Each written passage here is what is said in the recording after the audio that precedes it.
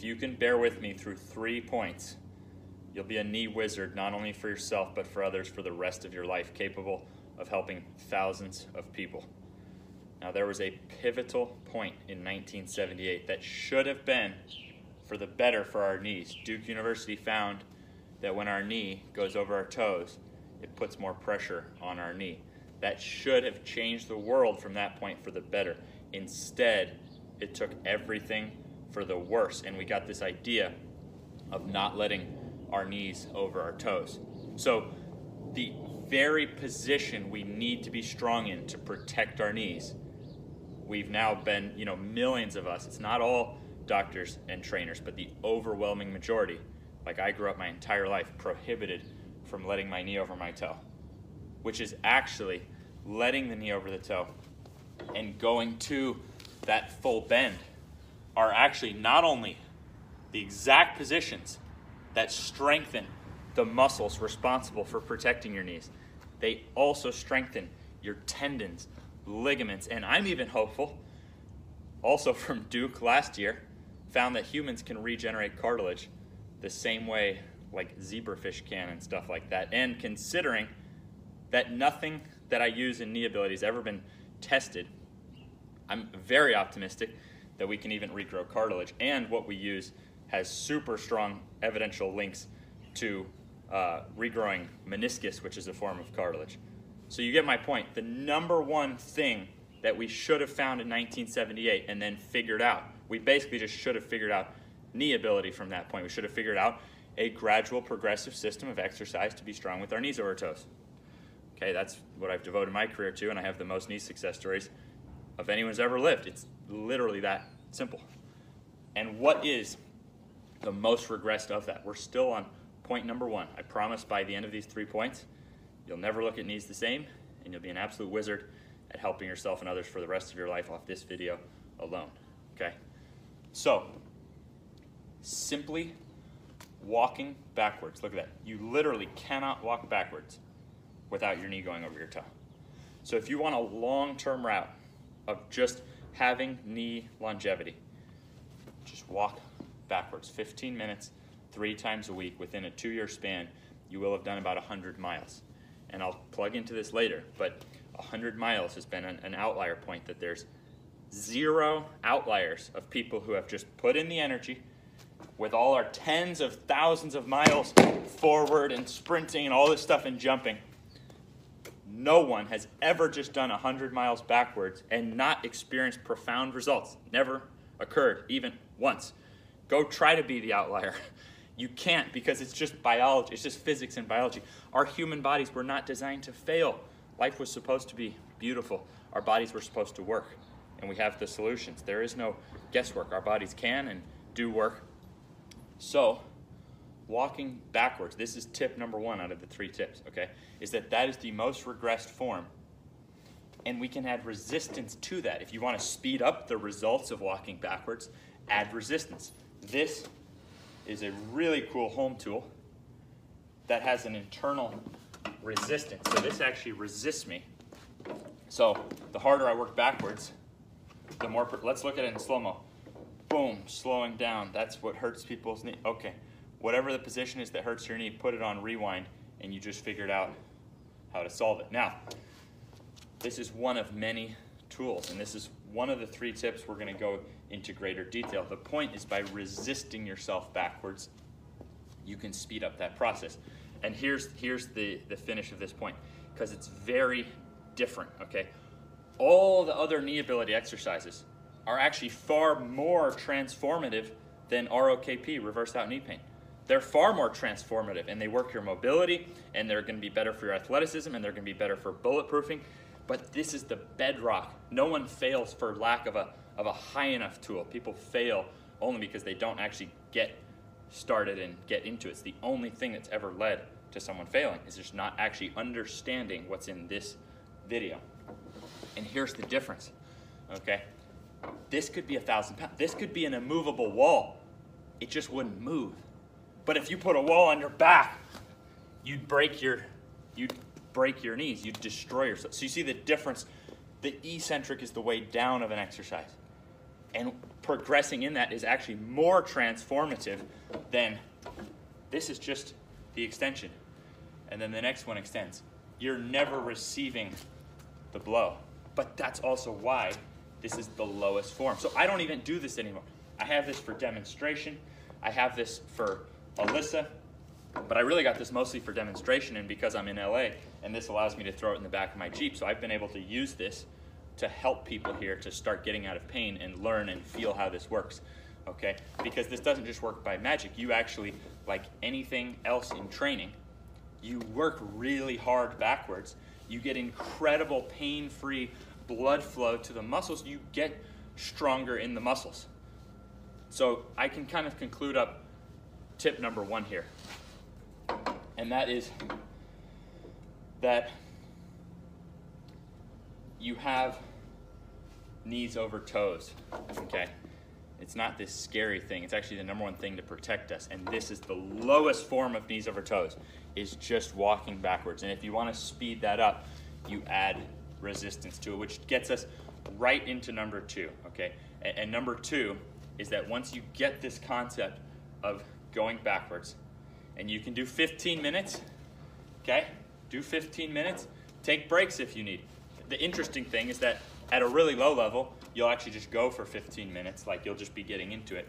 And then at a higher level, you'll be like maybe going for like a minute and then having to rest and then going because you'll be working so much harder, right? So just set a timer for 15 minutes, never work through pain, and try to ramp up how good you get backwards. So this is a fundamental law of your body, is that the stronger you are in reverse of a motion that causes pain, the more protected you are when you go into that motion. Number 2 is just the implements, okay? So I'm gonna plug in right here and hang on for the next minute or so, and I'm gonna plug in, boom, boom, boom, my other 6 favorites, right? So this is one of them, but there's a bunch of ways to get this done. Okay, that's point number 2. Point number 2 is you do have to find a way to get into a rhythm, and there's pretty much infinite number of ways, and I'm putting right here, as soon as I shut up, I'm putting right here all the ways I know so far with my exact, you know, how much weight or this or that. Because if you use too much weight, you'll end up just like leaning against it and not working your knee over toe. You see that? So you basically want, you want kind of the most resistance that still allows you to get your knee over your toe. If it's too heavy, you won't. And if it's too light, you just don't challenge yourself. It's not, there's nothing really wrong with that. It just, the progress will just take longer and not be as great of progress, okay? So that's point number 2. Let's watch it. So I like to do this without using my hands, see that? So I have to use my feet to get it spinning. And I'm gonna use I like to go like this with my arms. It doesn't matter. You can go hands here, you could rest your hands on it. You could even put your hands like this if you're not comfortable. But this is my favorite way. Now you can see here, I'm spinning this backwards. So right off the bat again, scientifically, biologically, we're creating improvement for our knees. But where the magic is in improvement. So by getting it going faster,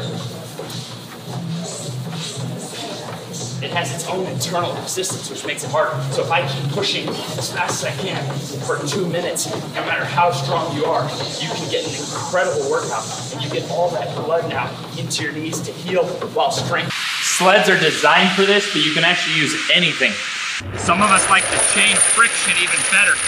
Sand in a bag on grass works great.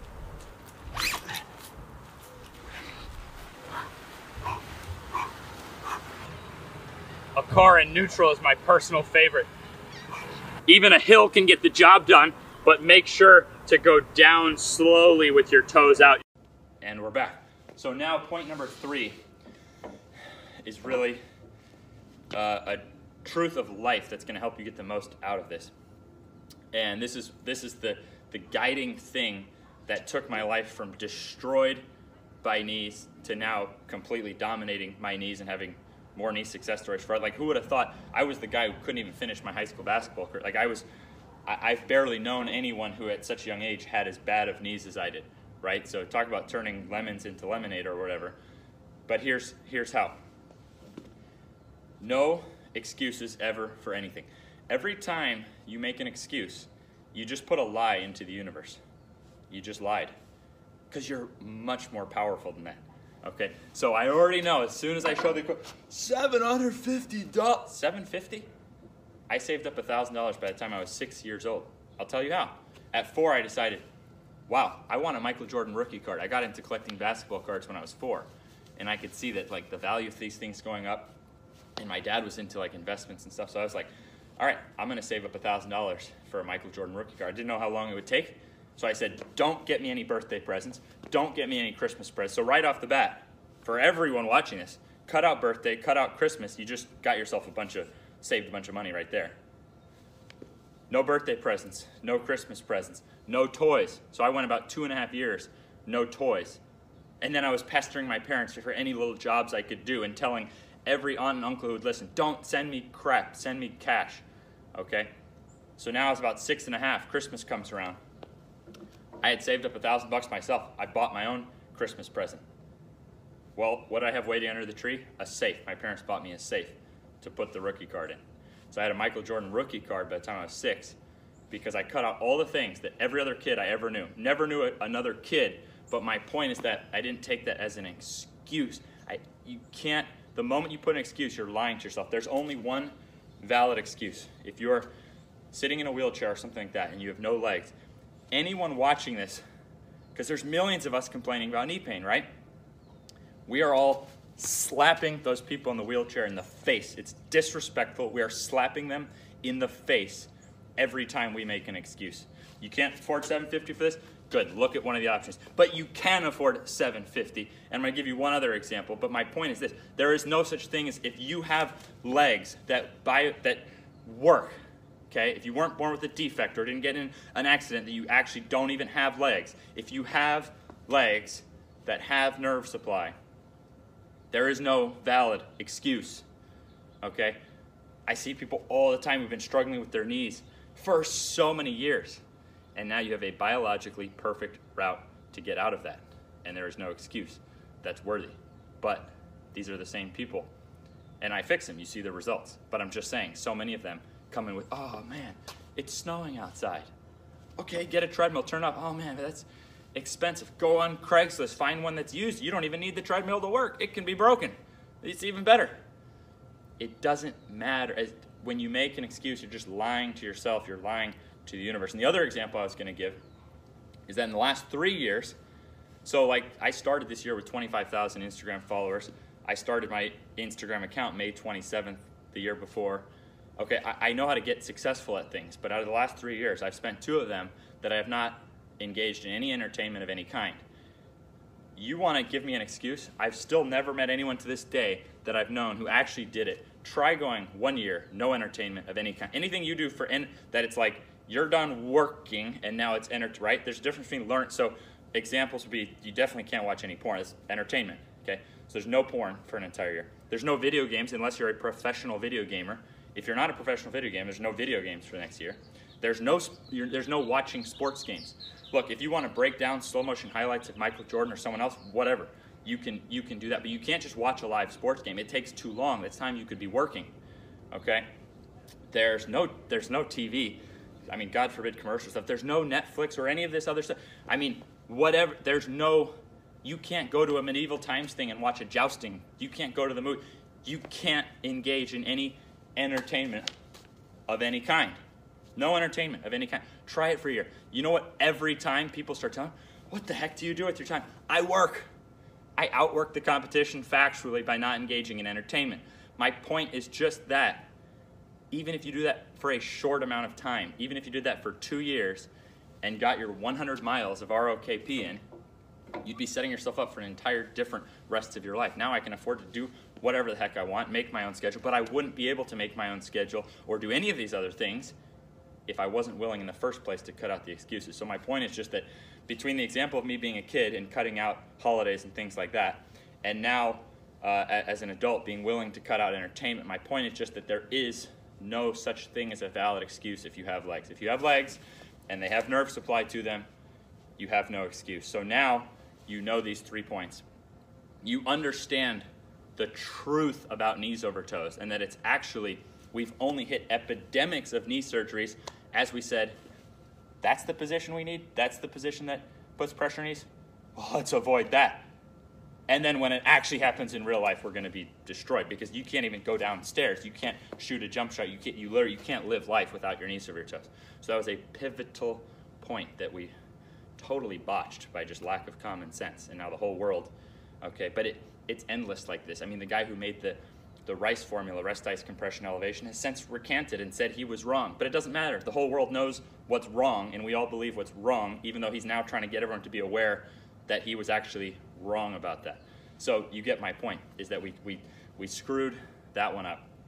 But now you're watching this, and you understand the truth about knees over toes, and you understand that the lowest form of that is just walking backwards. And if you want to speed up that process, resist it. And then if you want to actually be bulletproof and you want to achieve the best of what there is, then you start learning how to actually load movements with the eccentric, not to mention hitting all the other key points that, again, provide the protection in the areas that there's pressure on our knees. So you understand knees over toes. You understand, at least I've brought to the table more solutions than anyone else ever has for reverse out knee pain. And with number 3, I've made it very clear to you that there is no such thing as an excuse, and that you are more powerful than you know. You're more powerful than you. And every time you make an excuse, you're lying to the universe and reducing your own power. So there you go.